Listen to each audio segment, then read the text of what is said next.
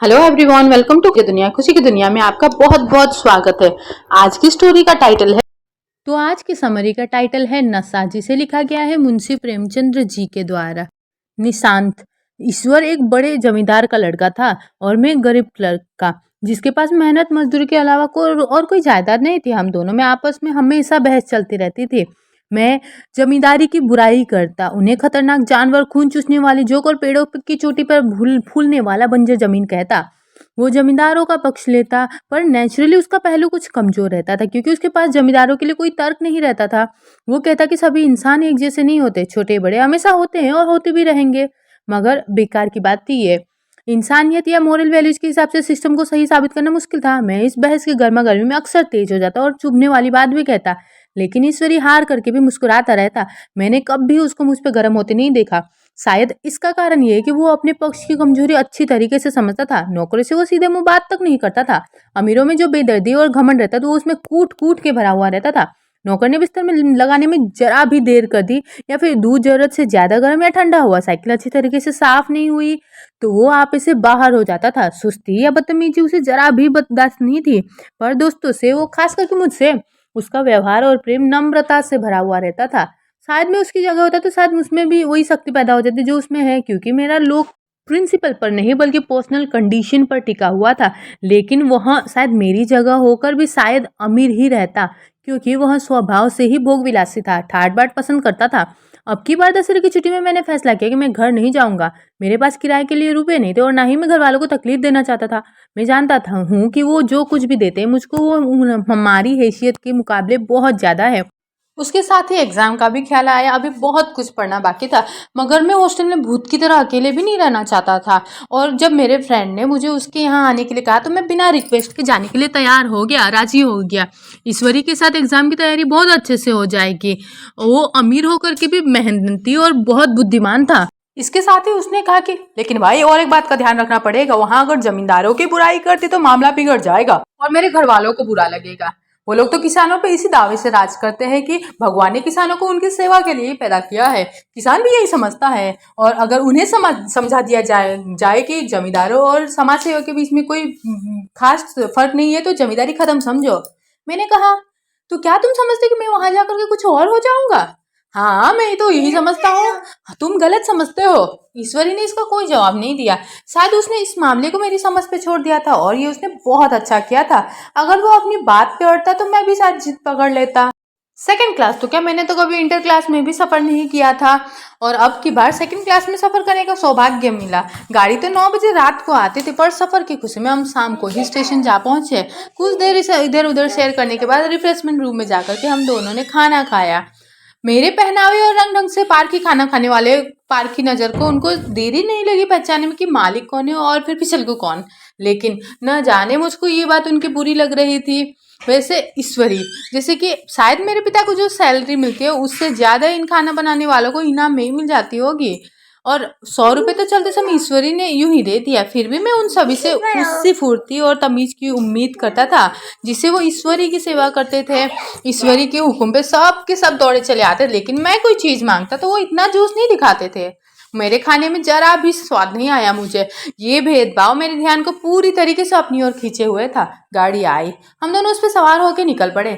मैं वो बावर्ची ने ईश्वरी को सलाम किया, मेरी ओर तो देखा भी नहीं। ईश्वरी ने कहा, वो ये लोगों में कितनी तमीज है ना, ये एक हमारे नौकर है जिनको काम करने की कोई तमीज ही नहीं। मैंने खट्टे मन से कहा, तुम अपने नौकरों को भी 100 रुपए रोज इनाम में दिया करो, तो शायद इनसे भी ज्यादा तमीजदार हो जाएंगे। तो क्या तुम ये समझते हो कि ये सब सिर्फ इनाम के लालच में हमारी इज्जत करते हैं?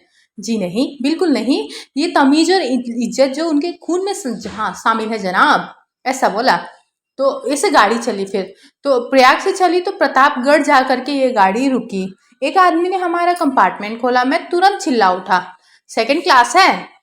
उस मुसाफिर ने डब्बे के अंदर आकर के अजीब सी अपमान भरी नजरों से आकर के देखा। जी हाँ, सेवक इतना ही समझता है, और बीच वाले पर बैठ गया। मुझे कितनी शर्म आई, मैं कह भी नहीं सकता। सुबह होते होते हम मुरादाबाद जाकर के पहुंचे। स्टेशन पे कई आदमी हमारा स्वागत करने के लिए आ खड़े हुए थे। 2 अमीर आदमी थे और 5 मजदूर। तो मजदूरों ने हमारा लगेज उठाया। फिर हम आगे दोनों आदमी उसके पीछे पीछे चल पड़े।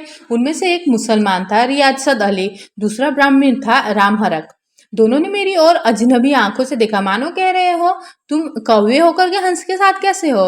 रियासत अली ने ईश्वरी से पूछा, ये बाबू साहब क्या आपके साथ पढ़ते हैं? ईश्वरी ने जवाब दिया, हाँ साथ पढ़ते भी है और रहते भी है। यूं कहिए कि इनकी ही बदौलत में इलाहाबाद पढ़ा हूं, नहीं तो कब का लखनऊ से चला था। अब की बार मैं इन्हें साथ घसीट लाया। इनके घर से कई बार आ चुके थे लेटर, लेकिन मैंने ना के जवाब भिजवा दिए। आखिरी लेटर तो अर्जेंट था, पर उसका जवाब भी ना ही गया। दोनों आदमियों ने मेरी ओर चकित होकर के देखा। रियासत अली ने कुछ शक भरी आवाज में कहा, लेकिन लेकिन आप बड़े सादे कपड़ों में रहते हैं। ईश्वरी ने डाउट क्लियर करते कहा, महात्मा गांधी के भक्त है साहब, खादी के सिवा और कुछ पहनते ही नहीं, पुराने सारे कपड़े जला डाले। यूं कहे तो राजा है राजा, साल में 20 लाख की इनकम है, पर सूरत देखो तो अभी लगता है कि जैसे अनाथालय से पकड़ के लाए हो। रामहरक बोले, अमीरों का ऐसा स्वभाव बहुत कम देखने को मिलता है, कोई भाप ही नहीं सकता। रियासत अली ने सपोर्ट करते कहा, आपने महाराजा चांगली को देखा होता तो दांत तो तले उंगली दबा देते। एक गाड़ी क्या मिल गई, चमरोते वाले जूते बाजारों में घुमा करते थे। सुनते हैं एक बार मजदूरी में पकड़े गए थे, पर 10 लाख से पूरे कॉलेज खोल दिया। मैं मन में कटा जा रहा था ये सब बातें सुन के, पर न जाने क्या बात थी कि ये सफेद झूठ मुझे हंसी मजाक नहीं लग रहा था। उसके हर बात के साथ में मानो उस मनगढ़ंत अमीरी चमक के साथ में और नजदीक आता जा रहा था। मैं घुड़सवार नहीं हूँ, हाँ बचपन में कई बार लद्दू घोड़ों पे सवार हुआ हूँ। यहाँ देखा तो 2 घोड़े हमारे लिए तैयार करके रखे हुए थे। मेरी तो जान ही निकल गई। मैं सवार तो हुआ, पर शरीर कांप रहा था। मैंने चेहरे पर सिकन नहीं पड़ने दी, घोड़े को ईश्वरी के पीछे डाल दिया। खैरियत ये हुई कि ईश्वरी ने घोड़े को तेज नहीं किया, वरना शायद मैं हाथ पैर तुड़वा करके लौटता। लगता है ईश्वरी ने समझ लिया होगा कि मैं कितनी पागल हूँ। ईश्वरी का घर क्या था? किला था, किला, बड़ा सा दरवाजा। दरवाजे पर पहरेदार टहल रहे थे। नौकरों का तो कोई हिसाब ही नहीं था।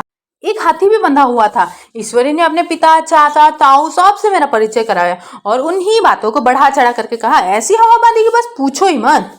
नौकर चाकर ही नहीं, घर के लोग भी मेरा सम्मान करने लगे। वे सब देहात के जमींदार थे, लाखों का फायदा कमाते थे, मगर पुलिस कांस्टेबल को ऑफिसर समझ बैठे। कई माह से तो मुझे हुजूर हुजूर तक कहने लगे। जब सब चले गए और हम दोनों अकेले थे तो मैंने ईश्वरी से पूछा, अरे तुम बड़े शैतान हो यार, मेरी मिट्टी क्यों पलित कर रहे हो? ईश्वरी ने मुस्कान से कहा, इन गधों के साथ में ये चल बहुत जरूरी था, वरना सीधे मुंह बोल ही नहीं सकते हैं ये लोग। कुछ देर के बाद नाई हमारे पांव दबाने आए। कुंवर लोग स्टेशन से आए हैं, थक गए होंगे। ईश्वरी ने मेरी ओर इशारा करते हुए कहा, पहले कुंवर साहब के पांव दबाओ। मैं चारपाई पर लेटा हुआ था। मेरे जीवन में ऐसा शायद ही कभी हुआ होगा किसी ने मेरा पांव दबाया होगा। मैं से अमीरों के चोचले रईसों का कथा गधापन और बड़े आदमियों का राजसी ठाट और न जाने क्या क्या कहता था और ईश्वरी का मजाक उड़ाया करता था। और आज मैं रईस बनने का नाटक कर रहा था और इतने में 10 बज गए। पुरानी सभ्यता के लोग थे। अंदर से खाने का बुलावा आ गया। हम नहाने चले गए।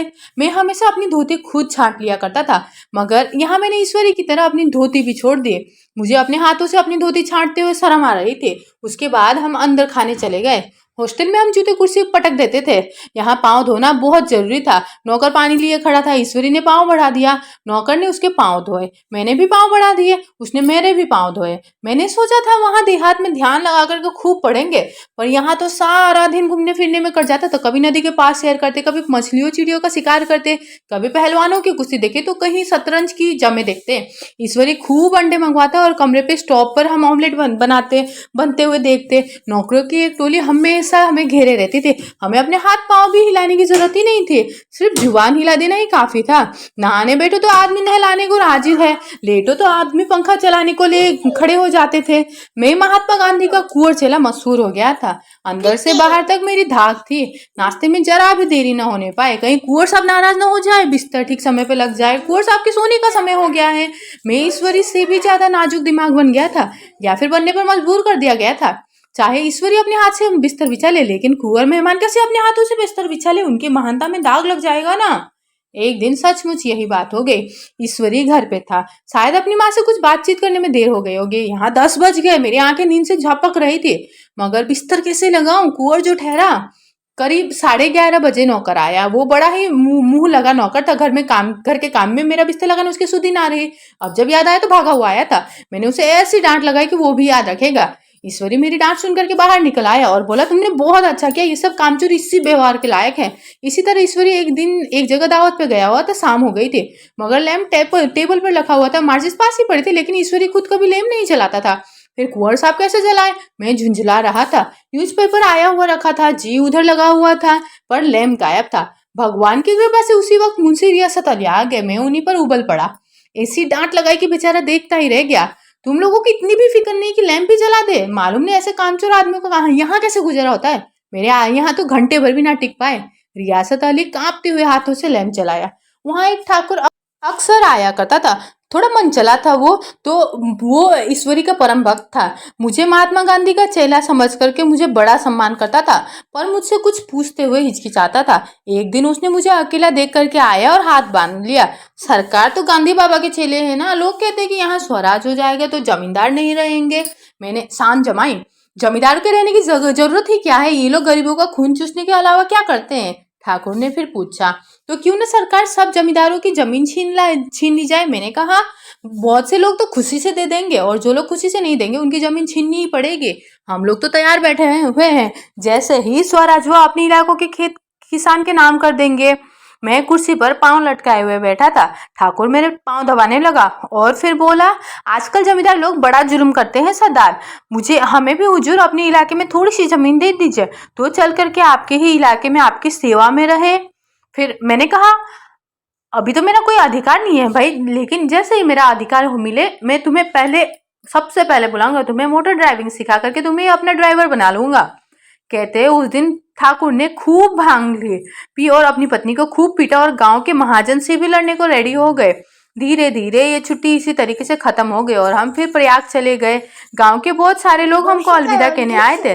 ठाकुर तो हमारे साथ स्टेशन तक आया। मैंने भी अपना पार्ट खूब सफाई से खेला और बड़ी नम्रता और अच्छाई की मुहर सबके दिल में लगा दिए। जी तो चाहता था हर एक नौकर को अच्छा इनाम दे दो, लेकिन वह हैसियत कहाँ थी। फिर वापस जाने का तो टिकट था ही, अब सिर्फ गाड़ी में बैठना था और गाड़ी आई तो ठस्सा ठस भरी हुई। दुर्गा पूजा की छुट्टियां मना करके सभी लोग लौट रहे थे।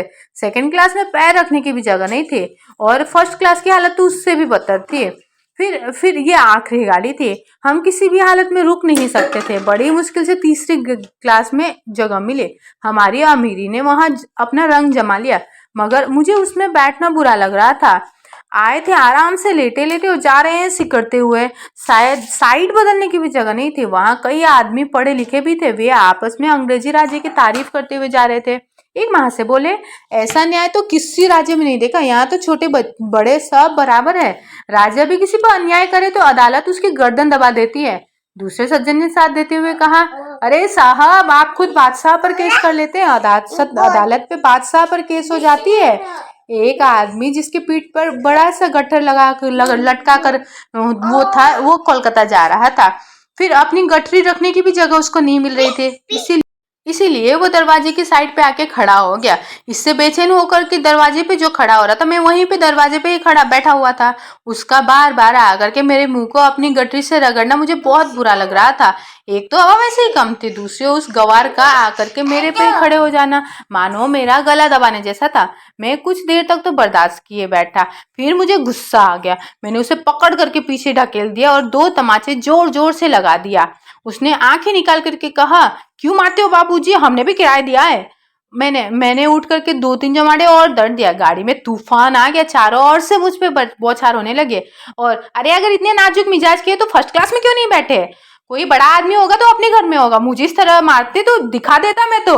अरे क्या कसूर था बेचारे का? गाड़ी में सांस लेने की भी जगह नहीं, इसलिए खिड़की पे जरा सा सांस लेने के लिए खड़े क्या हो गए? इसमें इतना गुस्सा? अमीर होकर के क्या आदमी अपनी इंसानियत बिल्कुल ही खो देता है?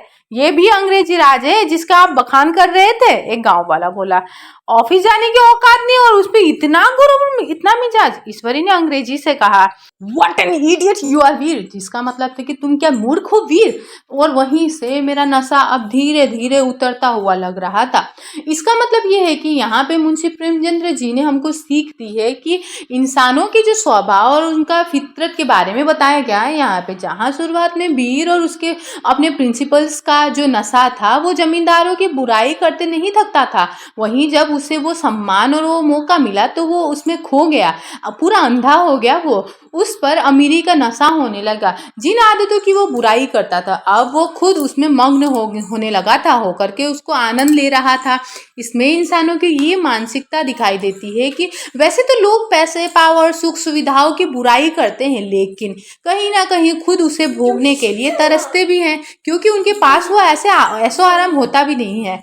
ऐसा इस बात को भी बखूबी बताया गया है कि समाज और ऐसे लोग जो सिर्फ अमीरों की ही सम्मान करते हैं, उन्हें ही हर जगह पूछा जाता है। आम इंसानों को तो कोई देखता भी नहीं है।